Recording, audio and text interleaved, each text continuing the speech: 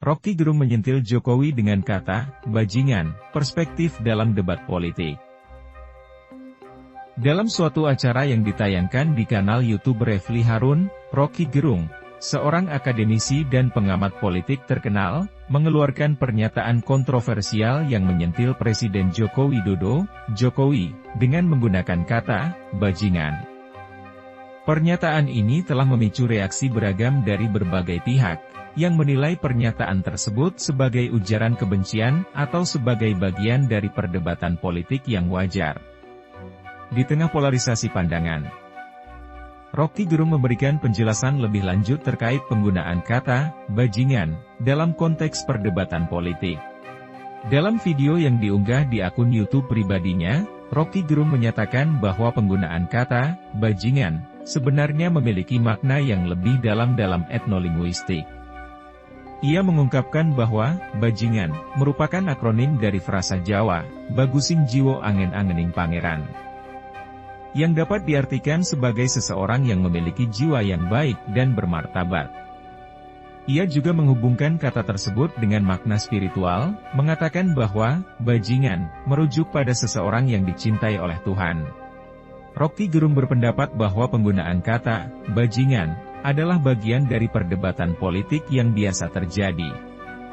Ia menyatakan bahwa perdebatan politik memiliki standar bahasa tertentu, dan penggunaan istilah-istilah kontroversial seperti bajingan adalah bentuk keakraban dalam dialog politik.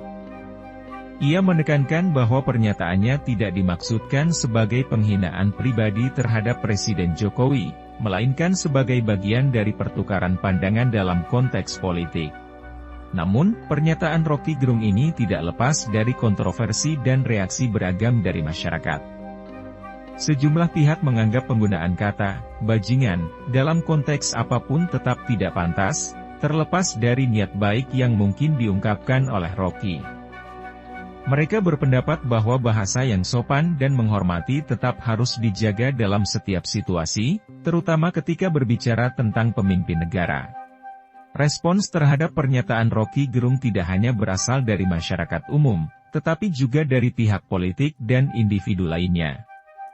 Ferdinand Hutahayan, seorang mantan politikus Partai Demokrat, juga melaporkan Rocky Gerung ke Polda Metro Jaya atas dugaan penghinaan terhadap Presiden Jokowi. Laporan ini menambah kompleksitas dalam kasus tersebut, karena melibatkan reaksi hukum terhadap pernyataan kontroversial. Dalam menanggapi laporan-laporan tersebut, Dirkrimsus Polda Metro Jaya, Kombes Ade Safri Simanjuntak, menjelaskan bahwa pihaknya telah menerima laporan dari beberapa pelapor dan sedang melakukan penyelidikan terkait dugaan penghinaan terhadap Presiden.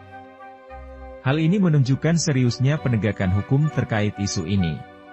Sementara itu, Rocky Gerung juga merespons dengan mengungkapkan keyakinannya bahwa pernyataannya adalah bagian dari kebebasan berpendapat dan pandangan politik yang sah. Ia berpendapat bahwa penggunaan bahasa kontroversial dalam perdebatan politik adalah bentuk ekspresi yang dijamin oleh demokrasi, dan dia menegaskan bahwa tujuan pernyataannya adalah untuk mengajukan pandangan politiknya. Polarisasi pandangan terkait pernyataan Rocky Gerung ini mencerminkan kompleksitas dalam menginterpretasi dan merespons pernyataan publik dalam konteks politik.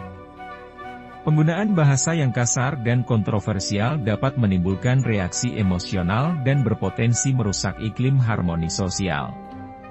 Namun, di sisi lain, kebebasan berpendapat dan dialog politik juga harus dihormati sebagai prinsip dasar demokrasi. Dalam menjaga demokrasi yang sehat dan menghormati hak setiap individu untuk berpendapat, perlu ada pemahaman yang lebih dalam tentang batasan etika dan tata krama dalam berbicara. Kebebasan berpendapat harus diiringi dengan tanggung jawab untuk tidak merendahkan, menghina, atau melukai pihak lain. Dialog yang konstruktif dan mengedepankan bahasa yang santun tetap menjadi kunci dalam membangun ruang publik yang inklusif dan beradab. Dalam menghadapi kontroversi semacam ini, masyarakat dan pihak terkait harus berupaya untuk menyelesaikan perbedaan pendapat melalui dialog yang produktif dan menghormati keragaman pandangan. Penggunaan hukum sebagai respons terhadap pernyataan publik harus dilakukan dengan hati-hati. agar tidak meredam kebebasan berpendapat yang merupakan pijakan demokrasi.